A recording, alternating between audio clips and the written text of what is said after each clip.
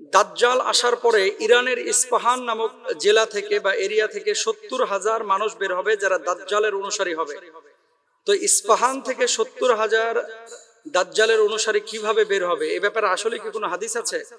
2 নম্বর বিষয়, আমরা তো দেখলাম যে ইরান হচ্ছে বর্তমান বিশ্বের পরাশক্তিতে পরিণত হচ্ছে, যাদেরকে আমরা ভালোবাসি অনেকেই, যদিও শিয়া সুন্নির একটা দ্বন্দ্ব আছে, কিন্তু সেখান থেকে 70,000 মানুষ বের হলে এরা আসলে কারা? এরা কি মুসলমান নাকি এরা অমুসলিম? এদের ব্যাপারে যদি একটু, সহিহ মুসলিমের 2944 নম্বর হাদিস, নবী সাল্লাল্লাহু আলাইহি ওয়াসাল্লামের হাদিসটি হচ্ছে ইয়াতবাউ দাজ্জাল মিন ইয়াহুদি আসবাহান 70,000 আলাইহিমুত তায়ালিসা।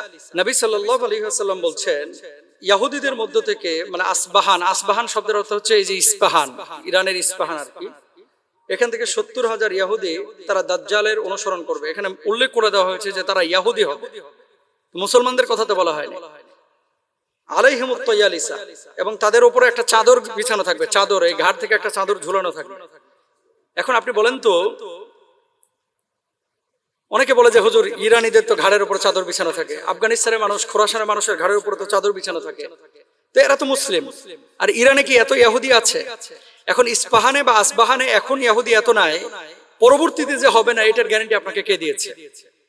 2 নম্বর বিষয়, আপনারা হয়তো বা জানেন বহির্বিশ্বে যেভাবে মুসলমান বাড়ছে তদ্রুপভাবে মুসলিম থেকে অমুসলিমও হচ্ছে কিন্তু অনেকে, এবং স্বঘোষিত ইসলাম থেকে অমুসলিম হওয়া, আপনার খ্রিস্টানিজমে যাওয়া অথবা এই জিসাসে যাওয়া, নাসারাদের কাছে যাওয়া, এটা কিন্তু অনেকে যাচ্ছে এবং প্রকাশ্যে ফেসবুকে আপনারা দেখেন মাঝে মাঝে। এখন পরবর্তীতে এই মুসলমানরা 70,000 ইহুদ হবে কিনা, ওদের অনুসারী হবে কিনা, এটা তো আমি বলতে পারবো না। এটা রাসূল সাল্লাল্লাহু আলাইহি ওয়াসাল্লাম বলেছেন, এটা হাদিসে আছে যে 70,000 ইহুদি তারা দাজ্জালের অনুসারী হবে, সেটা ইস্পাহান থেকে, ইরানের ইস্পাহান। এরপরে দেখেন, এই হাদিস থেকে বোঝা যায় দাজ্জালের অনুসারী থাকবে বিশেষ করে কিছু ইহুদি সম্প্রদায়। এটা সব ইস্পাহানবাসী না, মানে ইস্পাহানে এখন যারা বসবাস করে সবাই কিন্তু এই দাজ্জালের অনুসারী হবে না। 3 নম্বর, দাজ্জালের ফিতনাটা হবে অত্যন্ত ভয়ঙ্কর, এবং এই ফিতনা থেকে বাঁচার জন্য মুসলমানদের করণীয় কি? গোটা ইরান বা ইস্পাহান বা খোরাসানের মানুষ দাজ্জালের অনুসারী হবে না, তারাই অনুসারী হবে। আমার বড় ভয় হয় এখনকার বর্তমান দেখবেন অনেক ভণ্ড পীরদেরকেও মানুষ নিজের ঈমান আমল বিক্রি করে তাদের মুরিদ হয়ে যাচ্ছে, নামাজ পড়ে না, রোজা করে না, হজ করে না, যাকাত দেয় না, শরীয়ত মানে না।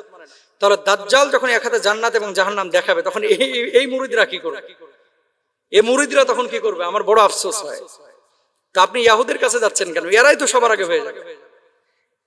এই জন্য দাজ্জালের ফিতনা থেকে বাঁচার জন্য চেষ্টা করতে হবে। ইয়া আইয়ুহাল্লাযীনা আমানু লা তাত্তাবিউ খুতুওয়াতিশ শাইতান, এটা আল্লাহ সুবহানাহু ওয়া তাআলা বলেছেন, শয়তানের পদাঙ্ক অনুসরণ করো না। নবীজি হাদিসের মধ্যে বলছেন, মান হাফিযা 10 আয়াতিন মিন আউয়ালি সূরাতিল কাহফি উসিমা মিনাদ দাজ্জাল, যে ব্যক্তি সূরা কাহফের 10টা আয়াত, শুরুর 10টা আয়াত এটা তেলাওয়াত করবে, আল্লাহ তাআলা তাকে দাজ্জালের ফিতনা থেকে হেফাজত করবেন। সুবহানাল্লাহ। এজন্য আমরা চেষ্টা করব ইনশাআল্লাহ তাআলা প্রত্যেকে এই আমলগুলো করতে। এখন এই হাদিসকে কেন্দ্র করে আপনারা ইস্পাহানের দিকে আঙ্গুল তুলে চিন্তা করেন যে এরাই শিয়া, এরাই ইহুদ, এরাই নাসারা, এগুলো নিয়ে বিভাজন করবেন না। দেখেন পশ্চিমা বিশ্বের এরা যখন ইরানের উপর আঘাত করে তখন কিন্তু কে শিয়া কে সুন্নি এটা দেখে না, তারা দেখে মুসলিম, এবং মুসলিম হিসেবেই তারা কিন্তু আঘাতটা করে। এজন্য আমি আমার ভাইদেরকে, বোনদেরকে বলবো, প্লিজ এই হাদিস অনুসারে আপনারা এটা মনে করেন না যে এরা সবাই ইহুদিদের দোসর, এরা সবাই জিসাসদের দোসর, এরা সবাই নাসারাদের দোসর, এটা মনে করার কোনো কারণ নাই। তাহলে আমাদের আকীদা কি হবে? আমরা মুসলমানরা ঐক্যবদ্ধ হয়ে থাকবো। আমাদের আকীদা কি হবে? আমরা ভাই ভাইয়ের মতো চলবো। আমাদের আকীদা হবে ওয়াতাসিমু বিহাবলিল্লাহি জামিআন ওয়া লা তাফাররাকু, আমরা আল্লাহর রজ্জুকে একত্রিত করে ধরবো যাতে করে বিভাজিত না হয়ে আমরা মার না খাই। আল্লাহ তাআলা আমাদেরকে তৌফিক দান করুন, আমিন। একজন মানুষ মারা যাওয়ার পরে কোনো সিম্পটম বা সিম্বল আছে কিনা যাতে বোঝা যায় যে মানুষটি জান্নাতি? আচ্ছা, এই প্রশ্নটা আসলে প্রায় দেখি মাঝে মাঝে আমাদের কাছে আসে। একজন মানুষ মারা যাওয়ার পরে সে জান্নাতি কিনা, সে দুনিয়াতে কিভাবে চলেছে এটার উপরে তার জান্নাত জাহান্নাম নির্ভর করে।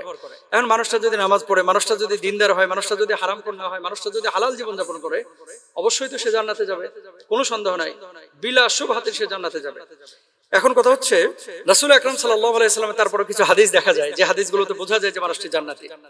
1 নম্বর, মান কানা আখিরু কালামিহি লা ইলাহা ইল্লাল্লাহ দাখালাল জান্নাহ, যে ব্যক্তির সর্বশেষ কথা হবে লা ইলাহা ইল্লাল্লাহ, সে ব্যক্তি জান্নাতে যাবে। সুবহানাল্লাহ। 2 নম্বর, নবীজি সাল্লাল্লাহু আলাইহি ওয়াসাল্লাম বলেছেন, আশ-শাহীদু লাহু ইনদাল্লাহি সিত্তু খিসালান, এই যে যারা শহীদ হবে আল্লাহর রাস্তায়, ওমান মাতা ফি সাবিলিল্লাহ, যারা আল্লাহর রাস্তায় লড়াই করে যারা শহীদ হয়, আল্লাহ সুবহানাহু ওয়া তাআলা জান্নাতে যাবে। এখন কোন মানুষ যদি শাহাদাতের অমীয় সুধা পান করে, তাহলে ধরে নিতে পারেন সে মানুষটা জান্নাতি। রোড অ্যাক্সিডেন্টে মারা গেলে তাদেরকে হুকমান শাহাদাতের মর্যাদা দেওয়া হয়। ওমান মাতা ফিল মাহদুমি ফাহুয়া শাহিদুন, কেউ যদি ভূমিধসে মারা যায় তাকে শাহাদাতের মর্যাদা দেওয়া হয়। কেউ যদি প্লেগে মারা যায় তাহলে তাকে শাহাদাতের মর্যাদা দেওয়া হয়।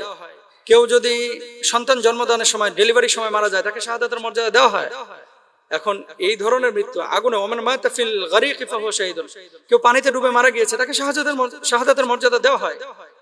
এখন এই আলামতগুলো থেকে বোঝা যায় যে মানুষটা জান্নাতি, যদি এই তরিকায় কেউ মারা যায় বা এই পদ্ধতিতে কেউ দুনিয়া থেকে বিদায় নেয়। কিন্তু গ্যারান্টি তো আর কেউ দিতে পারবে না। নবীজি সাল্লাল্লাহু আলাইহি ওয়াসাল্লামের হাদিস থেকে বোঝা যায়। এরপর আল্লাহ নবী বলেছেন আরো কিছু আলামত, কোন ব্যক্তি মারা যাওয়ার পরে যদি তার মুখমণ্ডল উজ্জ্বল থাকে, জানতে হবে লোকটা সুসংবাদ পেয়ে মারা গিয়েছেন এবং এই মানুষটা জান্নাতি।